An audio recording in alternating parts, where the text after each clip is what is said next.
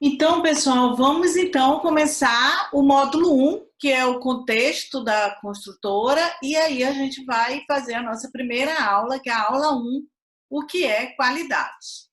Então, por que da revisão do SIAC 2018? Então, a primeira coisa, a primeira revisão do SIAC, que o SIAC fez logo no final de 2017, foi para a introdução da norma de desempenho. Só que a norma ISO 9001-2015, ela também tinha sido revisada, mas o SIAC não incorporou. Então, quando foi em 2018, eles resolveram incorporar a ISO 9001-2015 nessa versão do SIAC 2018. Isso também tem a ver com a necessidade de agregar mais valor para as organizações e para os clientes dessas organizações. Também com a introdução dessa norma da ISO 9001, ficou mais fácil da gente trabalhar o sistema integrado tanto com a ISO como com a norma de desempenho. O outro item que é importante da revisão é atender a questão dos requisitos dos usuários relacionados à norma de desempenho, melhorando, então, a satisfação dos nossos clientes. Também um outro motivo é que a gente aí, nessa revisão, a gente consolida um modelo de gestão da organização com vista na melhoria do produto, a melhoria da qualidade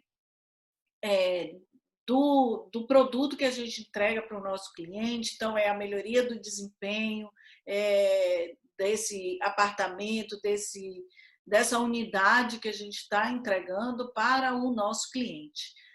Também é muito interessante que essa revisão ela traz com mais força a questão do modelo de gestão por processo. Isso já vem nessa norma desde a versão 2000, e nessa versão agora, então, tem uma maior força para a importância da gente aprender a gerenciar as nossas construtoras, entendendo esse modelo de processo e focando no resultado e na qualidade do produto.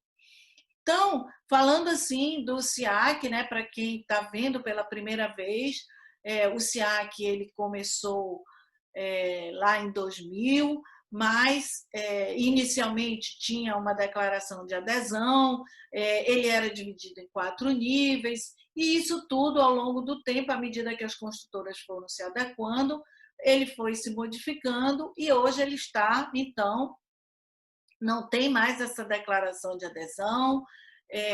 O SIAC prevê 2 níveis apenas de qualificação, nível B e nível A. Ele contempla, então, todos os requisitos iguais da norma ISO 9001-2015, o que facilita caso aquela construtora queira fazer as 2 certificações, tanto do SIAC como da ISO 9001-2015, porque a ISO 9001-2015 ela é, sim, muito exigida para aquelas construtoras que trabalham em mercados como o mercado industrial, o mercado comercial. Ela, sim, continua sendo uma norma bastante privilegiada nessas organizações industriais. Também a norma prevê uma lista mínima de serviços e materiais que devem ser obrigatoriamente controlados e abrange aí esses escopos de edificações, saneamento básico, obras viárias e obras de artes especiais. Tem sempre aí uma necessidade da gente ampliar esses escopos, por exemplo, a ampliação do escopo para empresas de projeto. Essa exigência, muito provavelmente, ela virá a partir de agora com o novo comitê assumindo, novos direcionamentos estão sendo discutidos no SIAC e muito provavelmente vai vir essa exigência de que as empresas de projeto elas precisam sim atender requisitos de gestão alinhados aí a ISO 9001-2015 como mínimo, né? Então é isso. Hoje a gente tem apenas 2 níveis, né? O nível B e o nível A, e de tal forma que na mesma auditoria também você pode solicitar a sua auditoria da ISO 9001-2015, isso não terá nenhum custo adicional para a construtora, apenas o custo adicional da emissão de 2 certificados, o certificado do SIAC e o certificado da ISO 9001-2015. Então, isso vale muito a pena para aquelas empresas que trabalham em outros mercados que não seja assim apenas o mercado imobiliário. Bom, essas mudanças do regimento, uma outra coisa importante da mudança do regimento refere-se a que o novo regimento permite a recertificação da construtora sem obra, em uma condição de excepcionalidade, desde que não tenha usado dessa condição de não ter obra na última auditoria de manutenção.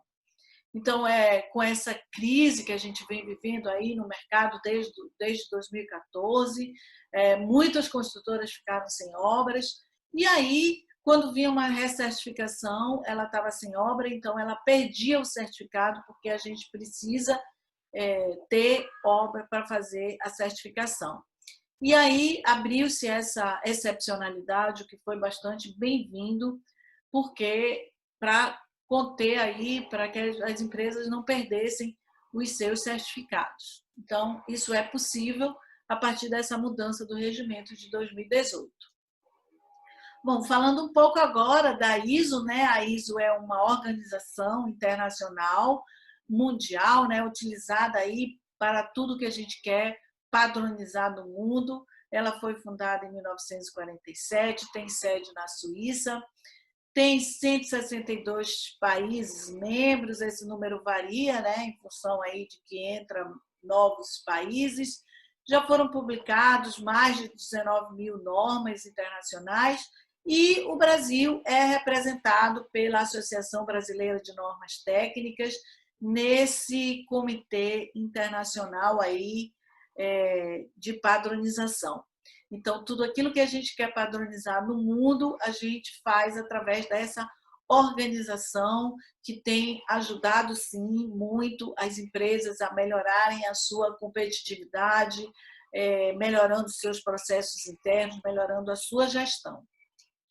Bom, uma outra coisa que eu quero falar com vocês são a questão da série ISO 9000, né? As normas ISO 9000 é uma série, assim como tem a série ISO 14000, tem a série ISO 9000. Então, a 9000 ela tem a 9001, a 9004 e a norma ISO 9000, que é focada nos fundamentos e no vocabulário. Então, se você tem uma dúvida, se você quer saber, por exemplo, o que significa rastreabilidade, então você vai lá nessa norma ISO 9000, que você vai encontrar qual é o conceito desse item, né? Então, essa norma é uma norma bastante interessante que eu recomendo que os coordenadores de qualidade, que os gestores de qualidade tenham essa norma, porque é muito importante a gente entender os conceitos. A ISO 9001, que é, então, a norma de requisito, é a norma que define quais são os requisitos que a gente deve atender para que a gente possa se certificar. E a 9004 é aquela norma de orientações, de recomendações gerais, que é bastante interessante para quem também é um gestor da qualidade. Então, se você é um gestor da qualidade, você deve sim ter todas essas normas que estamos aqui apresentando, porque a gente também tem a 19.011, que é a norma de auditoria interna. Então, aquelas pessoas que são gestores da qualidade, eles devem sim ter essas normas todas para que isso ajude, melhore a sua compreensão com relação à interpretação, com relação aos conceitos de toda essa série relacionada à gestão da qualidade na sua empresa. Bom, então, o que é qualidade para você?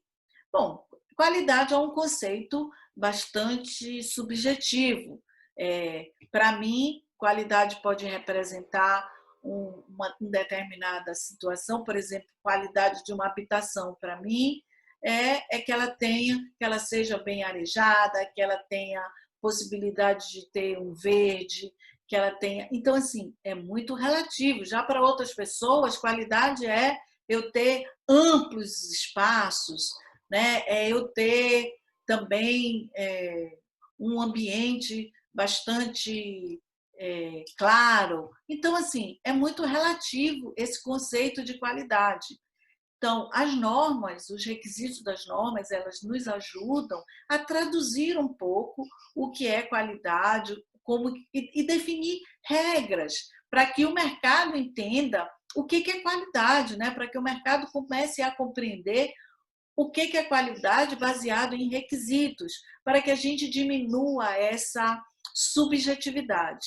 Essa subjetividade ela sempre vai existir, porque qualidade ela tem a ver com o grau em que um conjunto de características inerente de um objetivo satisfaz requisitos. Então, vejam que aqui a norma ela começa a tentar tirar essa subjetividade do que é qualidade e entrar em requisitos, em dizer, olha, qualidade é você atender a esses e esses requisitos. E se isso for muito claro no seu contrato com o seu cliente, você vai melhorar a sua relação com esse cliente. Eu gosto muito dessa definição de qualidade da Siemens. Qualidade é quando os nossos clientes voltam e nossos produtos não.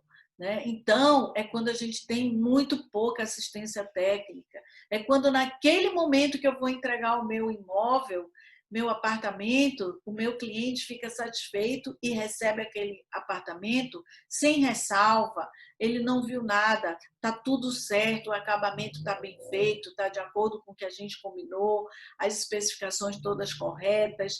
Então, isso é qualidade, né? É quando os nossos produtos não voltam, é quando eu não tenho retrabalho, é quando eu diminuo, então, esse meu índice de assistência técnica e o índice de retrabalho na vistoria, na entrega do cliente. Então, a gente também fala que qualidade é a satisfação aí das partes interessadas. E quem são essas partes interessadas? A gente está vendo aí, né, no slide, os clientes são os nossos fornecedores, os nossos colaboradores, os nossos acionistas e a própria sociedade. Então, trazendo aqui alguns exemplos do que a gente está falando, né? Tipo, a sociedade. Como é que a sociedade pode achar que aquela construtora não tem qualidade? Quando ela incomoda, né? Quando aquela construtora não tem uma boa relação com os seus vizinhos, por exemplo. Isso acaba afetando a imagem daquela construtora. Né? Quando os colaboradores não estão satisfeitos dentro daquela organização, quando não tem um clima organizacional adequado, os fornecedores também, eles percebem a qualidade de uma empresa quando as regras estão muito claras, quando a construtora tem um bom relacionamento com esse fornecedor, um relacionamento de ganha-ganha, né? O cliente ele percebe a satisfação, a qualidade de uma construtora, não é só no momento do produto, é em toda a régua de relacionamento daquele cliente, né? Em todo momento que ele se relaciona com a construtora, desde o momento da venda, durante a execução da obra, no final da obra, na entrega do empreendimento e também na assistência técnica. Então, é todo um relacionamento que, em geral, esse relacionamento dura desde a venda até a entrega, ele dura cerca de 3, 4 anos. E aí, a gente ainda tem mais 5 anos para se relacionar com esse cliente, fazendo aí os atendimentos de assistência técnica. Então, o cliente da construtora, para ele perceber que aquela empresa tem qualidade, para ele indicar para outros, para os seus amigos e para ele falar bem dessa construtora, ele precisa ter um bom relacionamento em todo esse período em que ele se relaciona com a construtora. E o acionista, ele fica satisfeito quando a construtora dá bons resultados, quando a construtora tem resultados positivos, quando dá lucro e quando os seus clientes ficam satisfeitos e ele acaba crescendo e se perpetuando no mercado. Então, essa é a satisfação do nosso acionista. Então, para isso, a gente precisa identificar bem quais são essas partes interessadas e também saber quais são os requisitos de cada uma delas, que a gente vai falar disso em uma aula específica, a gente vai tratar exatamente sobre os requisitos dessas partes interessadas, que você sim precisa identificar muito bem quais são esses requisitos, para que esse relacionamento seja duradouro e saudável. Concluímos então aqui a nossa aula 1 e aí estão todos os nossos canais para que você entre em contato com a gente, tire suas dúvidas, pode nos conectar em todos esses canais, que nós vamos responder e tirar suas dúvidas com o maior prazer.